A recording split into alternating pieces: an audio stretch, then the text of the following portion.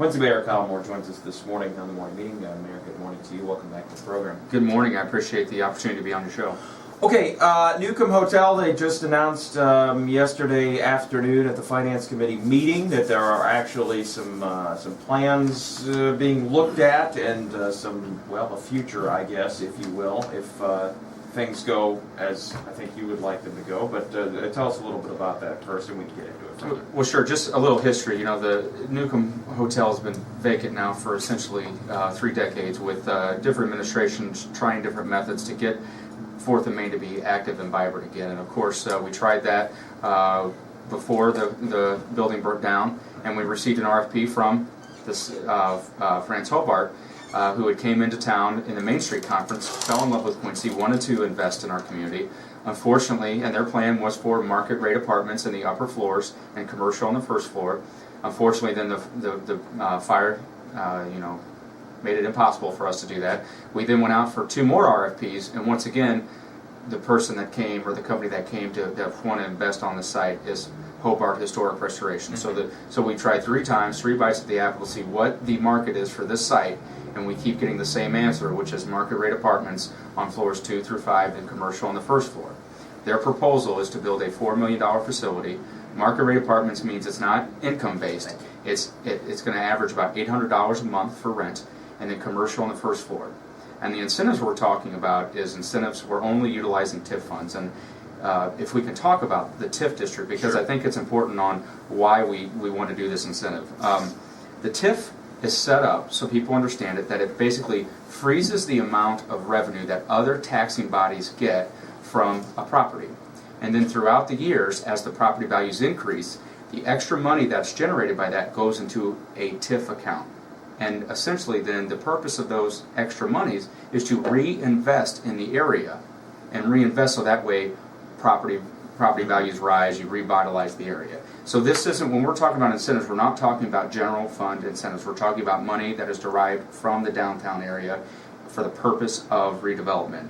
And I think it's important, in 2010 the City Council passed a redevelopment plan for the TIF district, and it called for removing and alleviating adverse conditions by encouraging private investment of underutilized and vacant properties, which will strengthen the economy, tax base, business environment, and living environment. It also talked about the need to encourage private investment to upgrade existing deteriorating buildings and sites. And it just, as an example, I mean, TIF funds have been used for parking lots. TIF funds were used to take down the Newcomb, as I recall. I mean, there's been several other projects, and so you hear about it a lot. And so the idea being redevelopment. Obviously, you mentioned underutilized, that or not at all.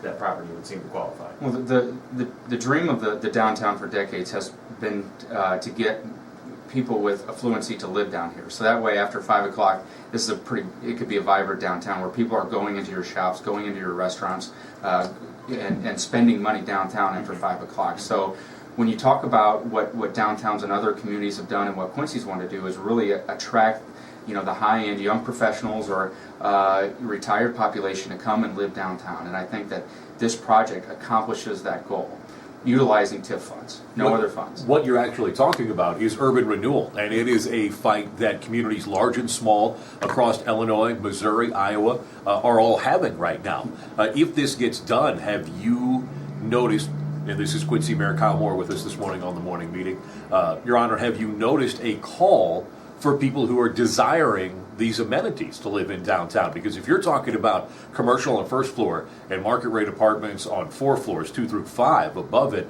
you're talking about a goodly amount of properties for rent that would be available. And have you experienced or had anyone communicate with you the fact that they're desirous of such a thing? Well, I talked to one developer in town who has looked at market rate and has a few, and he has about 20 to 30 people on his waiting list. That's on the waiting list. On the waiting list. Yeah. The Hobart Historic Restoration has done this in other towns and has a 92% occupancy rating.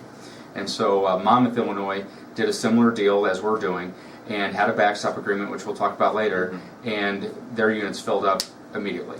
And so when you look at other communities, I think there's an appetite for this. And let's not forget that this is a site that people look at when they come into town. What better thing to have at greeting people that come over from Missouri than a vibrant Washington Square with market rate apartments where people are eating outside, and there's no better marketing that we can do for the city of Quincy. And if we don't do anything now, as I said, we've had 3 bites of the apple. We've had 30 years of nothing being done. This is our chance to get something done with this property. We'll get back to the concept of talking about the square in a minute, but I think it's important to bring up, you mentioned Hobart, the company that is interested right now. We say interested because this has been proposed to the Finance Committee and hasn't progressed from that point yet.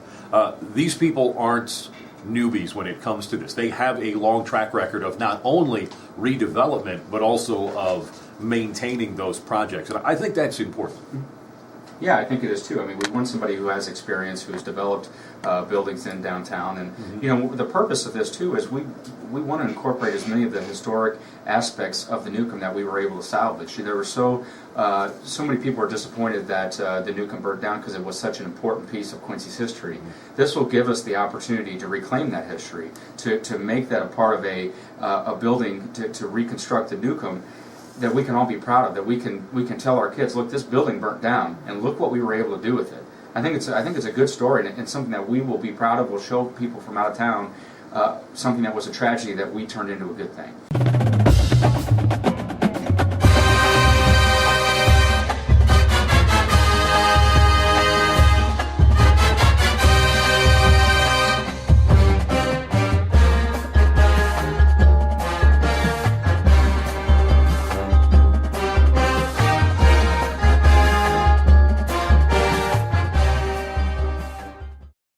What we do is it's $1.8 million up front, and they're in charge of the rest of the build-out costs.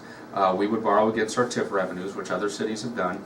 Now, the important thing to remember is this is a bonded project, meaning as if this project does not come to fruition, we are not out any money.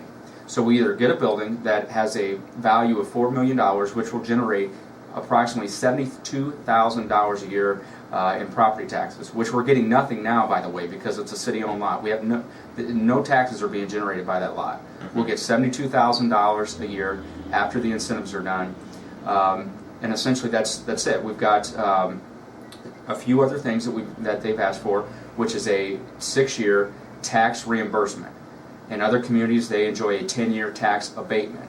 We weren't comfortable with essentially paying their taxes, and so we asked them, you pay in, and then we'll give you the money back, because right now the TIF doesn't get any type of revenue from them but for 6 years. So it's a wash. There's no, the taxing district isn't eating that incentive. So when I hear people say it's a $3 million package, it's a little bit misleading because of the fact that we're not actually giving up that $74,000 that's generated by that property.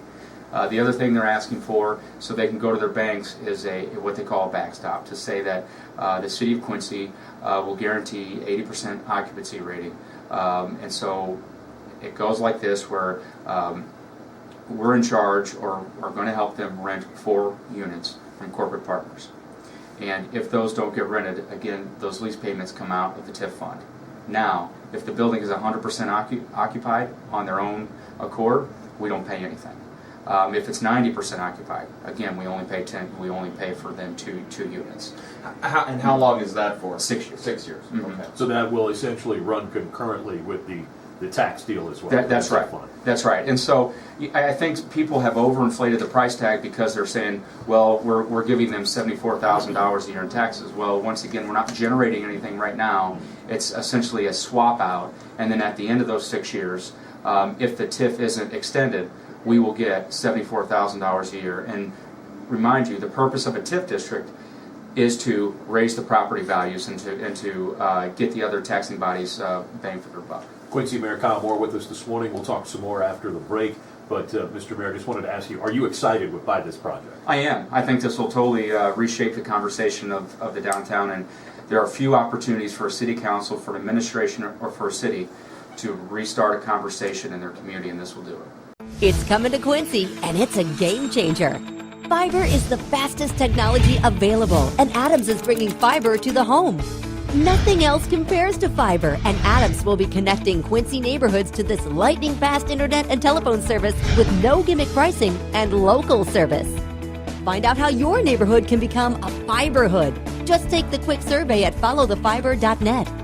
Adams, the better and now faster way to connect. Talk Radio 930 WT80. Welcome back to the morning meeting. Brian Nichols and Sean Seacrease alongside.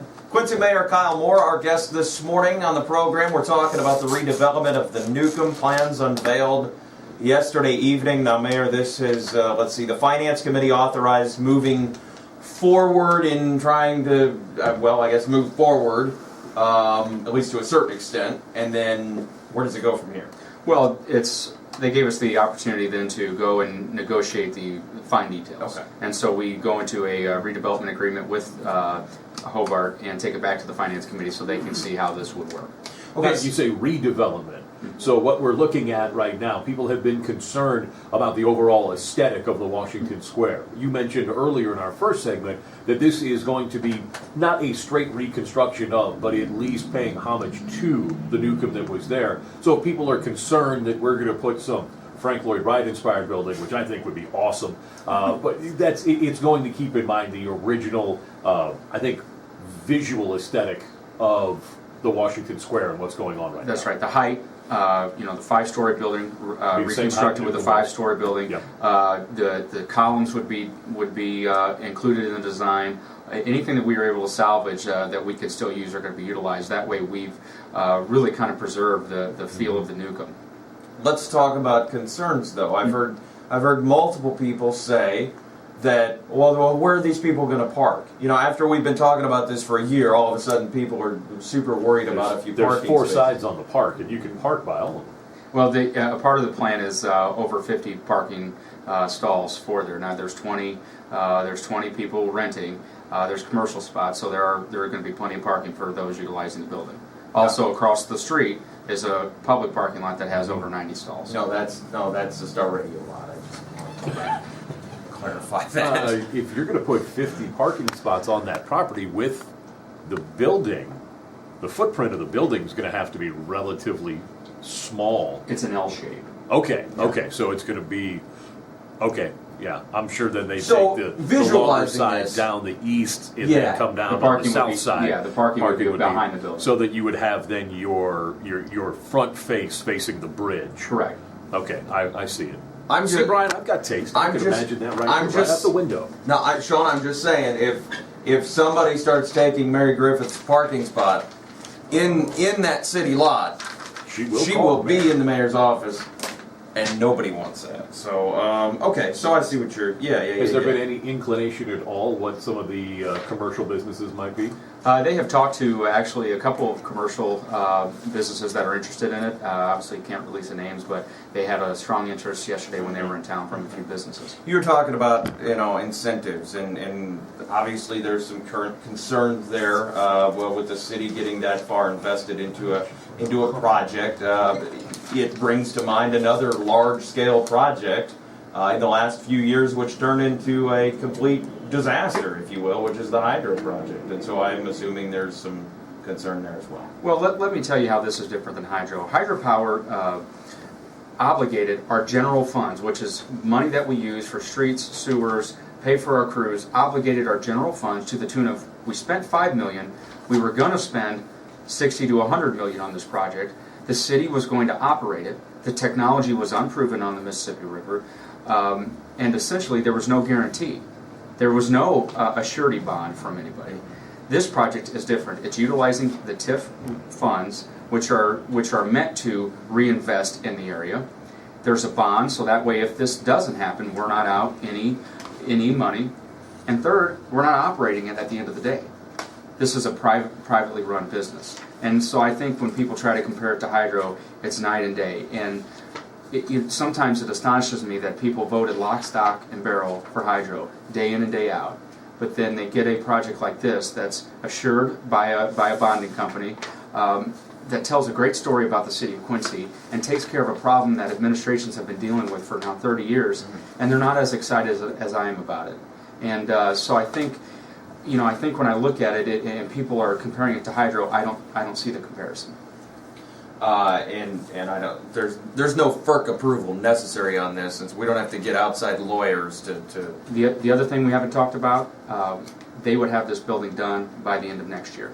So think about that. That's an important. Well, I was actually just flipping through the presentation here, and we might not need FERC approval, but you got some Sean approval. I mean, the design that they have on the front not only echoes the Newcomb, and you can see all the pictures at quincyjournal.com, but I think it's aesthetically, what they've proposed is awesome, and I'm excited to see it.